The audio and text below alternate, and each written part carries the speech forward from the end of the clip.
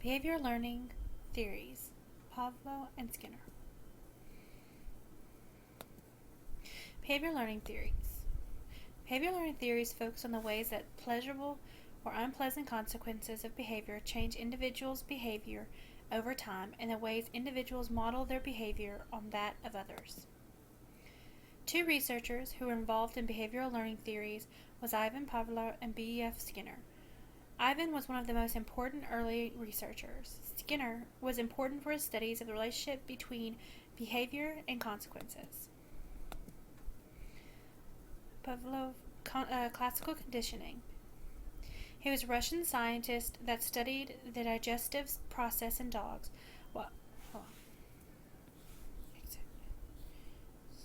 Behavioral learning theories, Pavlov and Skinner. Behavioral learning theories. Behavioral learning theories focus on the ways that pleasurable or unpleasant consequences of behavior change individuals' behavior over time and the ways individuals model their behavior on that of others. Two researchers who were involved in behavioral learning theories were Ivan Pavlov and P.F. Skinner. Pavlov was one of the most important early researchers. Skinner was important for his studies of this relationship between behavior and consequences. Pavlov classical conditioning. He was a Russian scientist that studied the digestive process in dogs. While he was studying, he observed that dogs salivated when meat was placed in front of them. This was called unconditioned stimulus. When a bell was rang, there was no response, which is called a neutral stimuli. Pavlov then rang a bell as meat was placed. He was conditioning the dogs. After some time, the dog would salivate when the bell was rung because the dog had been conditioned to relate to the bell with meat. This is called classical conditioning. This is a picture of the process. Classical conditioning. The unconditioned stimulus is one that naturally and automatically triggers a response. For example, when you smell one of your favorite foods, you may immediately feel very hungry. In this example, the smell of the food is the unconditioned stimulus. The unconditioned response is the unlearned response that occurs naturally in response to the conditioned stimulus. In our example, the feeling of hunger in response to the smell of food is the unconditioned response. The conditioned stimulus is previously neutral stimulus that, after becoming associated with the unconditioned stimulus, eventually comes to trigger a conditioned response. In our earlier example, suppose that when you smell your favorite food, you also hear the sound of a whistle. While the whistle is unrelated to the smell of the food, if the sound of the whistle was paired multiple times with the smell, the sound would eventually trigger the conditioned response. In this case, the sound of the whistle is the conditioned stimulus. The conditioned response is the learned response to the previously neutral stimulus. In our example, the conditioned response would be feeling hungry when you heard the sound of the whistle. Some examples of classical conditioning.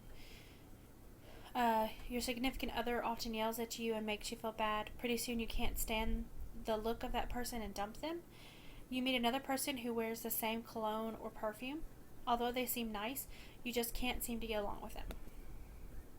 And your cat comes running every time it hears the can opener. And there's a picture, a little comic. Some examples of classical conditioning in your classroom. Teachers can use it to quiet down a classroom. An example is a teacher goes to the same spot every day when he or she is ready to begin their lesson. On the first day, students become quiet. The second day, students continue to talk, and teacher has to tell them to be quiet. On the third day, when the teacher goes back to the same spot that they did on the first 2 days, the students automatically get quiet. They relate the spot to the fact they need to be quiet.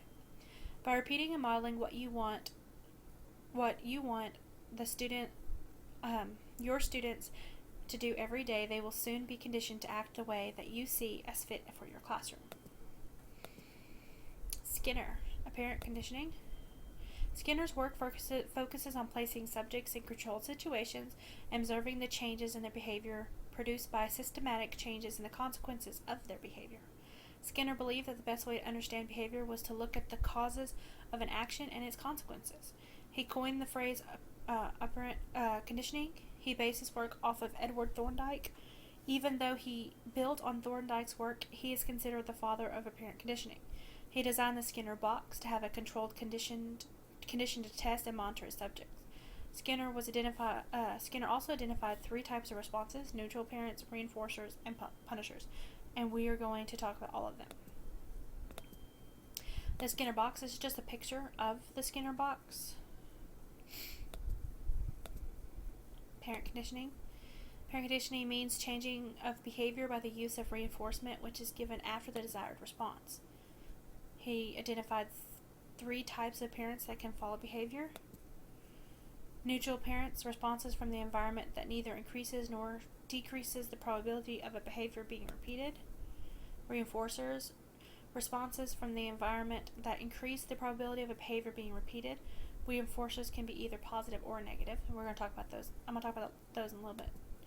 Punishers, responses from the environment that decrease the likelihood of a behavior being repeated. Punishment weakens behavior. Reinforcements and punishments. Positive reinforcements. Positive reinforcement strengthens a behavior by providing a consequence as individual finds rewarding. Example, you get bonus points every time you finish your homework. Negative reinforcement. Negative reinforcement is a removal of an unpleasant reinforce to strengthen behavior. You will get candy if you finish your homework. If you don't finish your homework, you have to give out candy to your class instead of you getting it. And a punishment is defined as the opposite of reinforcement. Example, you get points taken away if you don't do your homework. Now, a lot of times people confuse negative reinforcement and punishment because they are similar in some instances. Examples of parent conditioning. Parent rewarding a child with a gift for excellent grades will cause a child to continue to want to get good grades. A teacher giving out bonus points to students who are doing what she or he asks them to do. This eventually causes the students to behave in the manner that the teacher wishes so that they can receive bonus points as well. Pavlov versus Skinner. The difference between classical conditioning and parent conditioning is that classical conditioning is when a stimulus automatically triggers an involuntary response. For example, the dog salivating to the sound of a bell once conditioned. Parent conditioning is a voluntary response that is more likely to be done by the individual. For example, someone does something that they don't want to do to get a positive reward. Example, student doing homework. And that is my slideshow.